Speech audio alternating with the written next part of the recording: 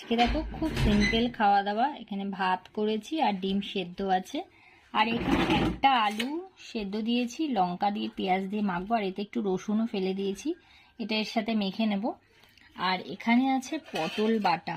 তো পটলগুলো একদম পেকে পেকে গেছিলো, ওই জন্য আমি ভাবলাম যে কি করব, ফেলে দেবো। তো যাই হোক, আমি ভাবলাম তাহলে বেটেই দিই।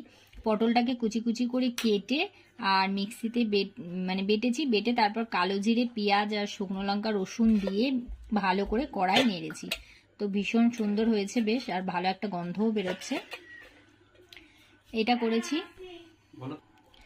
তো এই জন্য এটা করেছি। আর যা সবজির দাম বুঝতেই তো পারছো, কোনো কিছু ফেলা যাবে না। তো এটা পুরোপুরি পাকা পটল দিয়ে করা, আর মানে পেকে গেছে, একটু কিরম হয়ে গেছিলো সেরকম।